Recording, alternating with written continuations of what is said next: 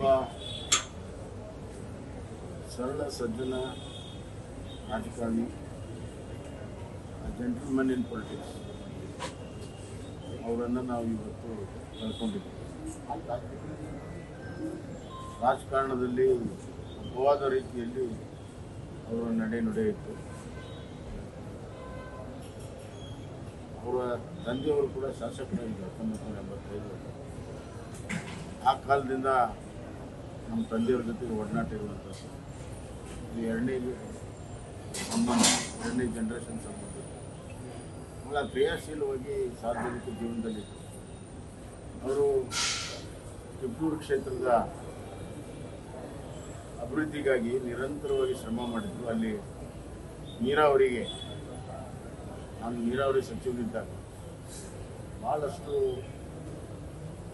ಒಂದು ರೀತಿಯಲ್ಲಿ ಒತ್ತಡ ಹಾಕಿ ಅಲ್ಲಿ ಲಿಫ್ಟ್ ಇರಿಗೇಷನನ್ನು ಅವರು ಮಾಡಿಸ್ಕೊಂಡಿರುವಂಥದ್ದು ಇನ್ನೂ ಕೂಡ ನನಗೆ ನ್ಯೂಸ್ ಬೀಟ್ ಫಾಲೋ ಮಾಡಿ, ಸಬ್ಸ್ಕ್ರೈಬ್ ಮಾಡಿ.